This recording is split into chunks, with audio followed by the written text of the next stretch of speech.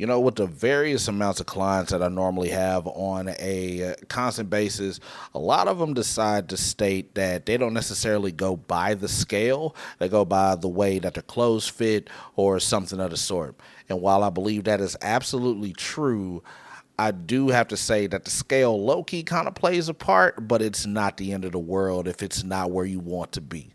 So I'm going to go ahead and give you the ins and outs when it comes to certain things as far as going beyond the scale to better help out with you.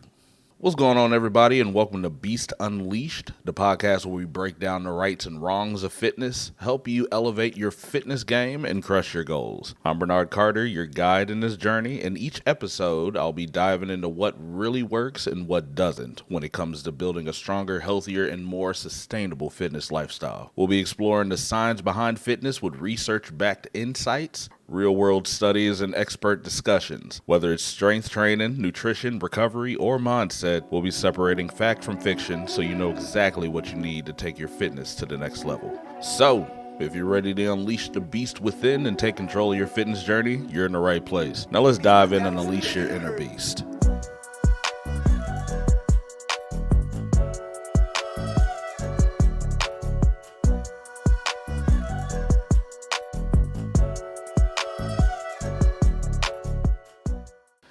Let me ask y'all something. How do you normally measure your success in your fitness journey? Is it by stepping on the scale every morning hoping to see a smaller number? Because for years, the fitness world has drilled into us that progress equals weight loss. But here's the truth with that. It honestly doesn't. Progress is about so much more than that little device on the bathroom floor. It's about the strength that you gain, the endurance you build, and the confidence you feel when your favorite pair of jeans fit just right, and the milestones you hit along the way. In today's episode, we're smashing the myth that the scale is king. I'll show you how to measure your fitness journey in meaningful ways that reflect your true progress, whether it's through strength gains, endurance improvements, or tracking body composition. You'll leave this episode with tools to stay motivated and celebrate your wins. So if you're ready to break free from scale obsession and track what really matters, stick with your boy.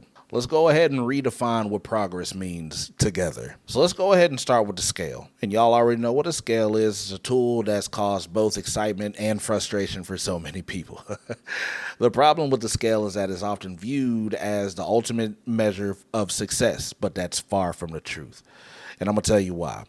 The scale itself measures your total body weight, but it doesn't necessarily tell you what that weight consists of. Whether it's muscle, fat, or water, or even the contents of your last meal, it all contributes to the number that you see on the scale.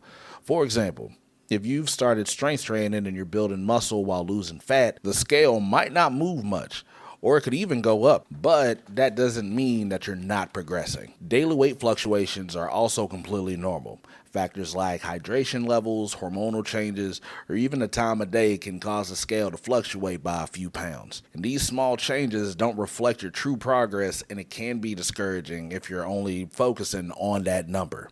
So, while the scale can be a tool in your arsenal, it's important to use other methods to get a clear picture of your fitness journey. And that's exactly what we'll explore in this next segment. When it comes to tracking your fitness progress, focusing on the scale alone is like reading just the first page of a book. It doesn't tell the whole story. So what should you be tracking instead? Let's explore 3 powerful metrics that'll give you a much clearer picture on how far you've come. Strength gains, endurance improvements, and body composition. First, let's go ahead and talk about strength gains. So this is one of the most tangible and rewarding ways to measure progress. Are you lifting heavier weights than when you started? Can you perform more reps or complete challenging exercises that used to feel impossible to you? Tracking your strength within itself is simple. Just keep a workout journal or use an app to log in the weights you're lifting and set some reps that you complete.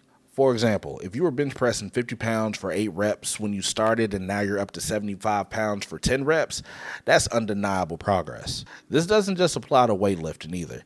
Maybe you've transitioned from modified push-ups to full push-ups, or from holding a plank for 20 seconds to a full minute. Strength isn't just about numbers. It's about how empowered you feel within your body. So by focusing on strength, you'll stay motivated by continuing to keep pushing yourself because you can see measurable improvements week by week by doing as such. Next up is endurance, which is the most important in strength, especially if your goals include better cardiovascular health or overall fitness.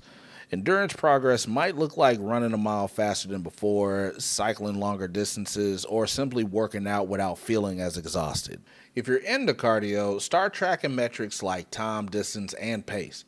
For instance, if it took you 12 minutes to run a mile last month and now you're doing it in 10, that's a clear indicator of progress. For non-runners, endurance can also mean completing a HIIT training workout with shorter rest periods or adding more rounds to your circuit without actually feeling completely spent. Apps like Strava or even your fitness tracker on either Google or Apple can help you monitor your improvements over time. Building endurance can also improve your energy levels outside the gym, making everyday tasks feel easier, which is another often overlooked but powerful sign of progress. And finally, let's go ahead and talk about body composition, which refers to the ratio of fat to lean muscle in your body. Unlike the scale, which mostly gives you a single number, body composition also shows you how your body is fully changing. For example, you might weigh the same you did a month ago, but your clothes fit better, and your muscles are more defined, and you actually feel leaner. And then that's the body composition at work. Tools like bioelectrical impedance scales or body fat calipers are accessible options, though they aren't always 100% accurate. For a more detailed analysis, you could consider a professional DEXA scan. But even without high-tech tools, you could use simple indicators like how your clothes fit or how your body feels. One of the most underrated methods is taking progress photos. Every 2 to 4 weeks, take photos from the front, the side, and the back. Use consistent lighting, clothing, and angles for the best comparisons. Over time, you'll start to notice changes in your posture, muscle tone, and overall appearance, things a scale could never capture.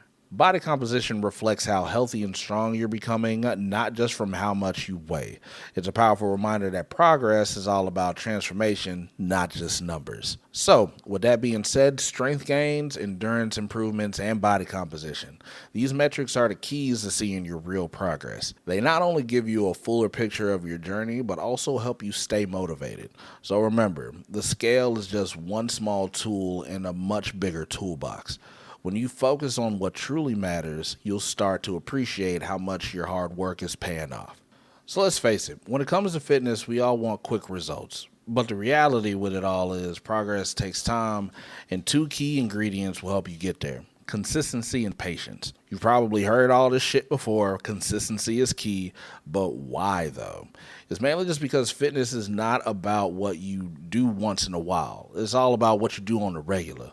Small, consistent efforts over time will always outshine short bursts of extreme effort. Think of it like planting a seed. You don't want to get a tree overnight. You water it, you take care of it, and you actually let it grow in its own pace. Consistency isn't about being perfect. It's always just about showing up. If you can commit to working out 3 to 4 times a week, eating nutritious meals most of the time, and getting adequate sleep, you're building habits that will stick. So here's a quick tip for you. Schedule your workouts like appointments. Treat them as non-negotiable commitments. Even if life gets busy, prioritize movement, even if it's just for 20 minutes.